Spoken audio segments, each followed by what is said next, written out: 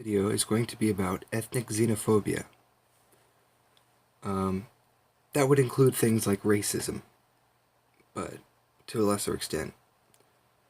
So I'm going to start out with what many people think of as racism that's not racism. Like I've heard people say, that's racist when that isn't racist. For example, take, people of my skin color generally want to have a mate who is of a similar skin tone. That's not a racist thing. Obviously, there are white people who dig black people, just like there are black people who dig white people, or white people who dig, other kinds of white people. But so, the kind of racism that goes on against black people, and even people of Middle Eastern descent, just dark-skinned people in general, people who aren't really white, not as white as me, but white person white. But there are other kinds of ethnic xenophobia. Like today in class, I noticed for the first time, after sitting next to these two girls for all of the class that I've been in so far, but I got transferred in, so I guess I've been in the class maybe 8 or 10 times.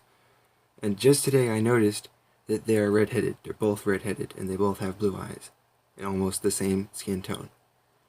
And it's not often that you see redheaded people, and as I understand, the number of people who are redheaded and the number of people who are blue-eyed are roughly the same in the population, so it's like a double rarity to be blue-eyed and redheaded. But so I asked them if they had ever been called a ginger. Like, I don't know, I've only heard that word used in a derogatory context. I'm pretty sure you can just say it, a ginger person, and not be derogatory, but since I've only heard it in a derogatory context, I'd rather just use red-haired people. But, I mean, really, it's more of like a blonde with a tint of orange. But it varies. But so anyway, they had, of course, one kid who sat next to her, wrote on the edge of his paper where she was, "I hate gingers," and all this kind of stuff. And that pretty much just sounds like racism to me, but towards ethnicity. And really, races are basically just different ethnicity. There are many different kinds of white people. You wouldn't call them different races, but they're all of different ethnicity. Just like, I'm sure that there are different kinds of black people, and different ethnicities in there. I wouldn't consider Middle Eastern people black people because they're more of like a dark orangish kind of tint. But they can be almost like black looking. But then again, there's I've seen black people who have a beautiful, bright kind of chocolatey colored skin, and then black people who have such dark black skin that if you were to see them in the night, the only thing you would see on them would be the palms of their hands that were a little bit brighter, their lips, and their eyes. And some of them are so dark that you can only see their eyes. But since I'm not black, and though I do encounter black people around here, probably half the people I encounter, a little less than half, are black. But just being a white person, I'm not as well equipped to be able to recognize different ethnicities in a race. And that's not racist, that's just inexperience or ignorance, I guess. But it's not willful. If I were to hang around with a bunch of different ethnicities of black people, I would eventually get used to it. And if I were to have been hanging around with a bunch of different ethnicities of black people when I was young, I would have already been able to pick this up. I can already discern kind of different ethnic styles in African American people, and I can pretty easily tell if someone is Hispanic versus Middle Eastern, which I've found that other Americans have trouble with. But there's a wide skin tone range in people who are Hispanic and people who are from the Middle East. so some of them do look very similar, but there's definite differences that you can see that, I guess it's because where I live there's a lot of Latino people I've encountered. So, I think ethnic xenophobia, including racism, is really just kind of crazy. I don't think there's anything wrong with a white person and a black person liking each other. It's just I prefer my mate to be a white person. That's not racist. And it's not like I would want my mate to be the same exact skin tone as I am, because it's just not really realistic.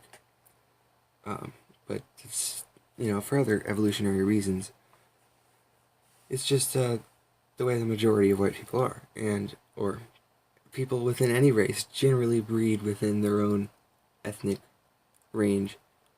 Of course, not always. We're all mutts in that sense, like I have a little bit of British ancestry, a little bit of Irish ancestry, a little bit of Native American ancestry, a little bit of German ancestry, and I'm sure there's more in there. But pretty much everyone in America is, what you would call a dog as a mutt, someone of mixed breed, mixed ethnicities. And that's pretty much what we are, and that's why we can discern each other pretty well. Like, compared to someone who's only grown up with white people, I can very easily tell the difference between black people that I've met and Asian people that I've met. Whereas if I were in Africa or something, or in an Asian country, in Asia, yeah.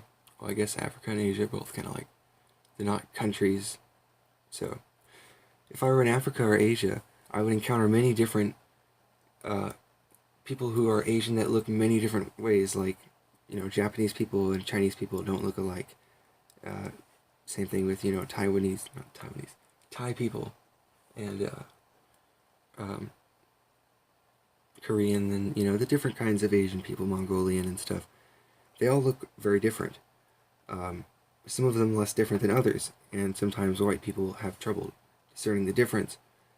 But if you go to a country where most of the people you see are like that, and you didn't grow up in that country, you probably won't be able to easily discern the faces between each other. And I'm sure this happens with, people of other races for white people, or like for black people that moved from a place where they'd only seen black people before. They probably can't very easily discern the difference between ethnicities of white people and the actual faces. So I was basically going to say in all of this that I find it ridiculous, this whole idea that we should not like this certain ethnicity, because we're all a bunch of mixed breeds, except for those purebred lame-ass motherfuckers. But, yeah, if you actually want to have a good amount of genetic diversity, then being a mutt, so to speak, is good. If you are from Africa and you might have some immunities towards certain diseases in Africa that white people would be vulnerable to, and vice versa. So if you have someone who's caramel skin colored, like a mix between the two, then they might have advantages from both. Or they might not have any of the advantages, That's how genetics can work sometimes. But so yeah, I found, if I were to walk into a room full of people that looked like me in the sense that, white, brown hair, blue eyes, I'd be creeped out because, it's like, where'd the cloning machine come from, It's nice to be able to walk into a room and see a nice spectrum of diversity in the people that you see. Where I live, I generally don't encounter people with accents, so when I do see people with accents, I can hardly understand them, but at the same time, I like accents. I think accents in different dialects are cool, and they sound cool, some more than others. But so it's good to have a wide ethnic diversity, and ethnic xenophobia is the opposite of what I like. So, don't be ethnically xenophobic, or don't be xenophobic at all, because that's just not good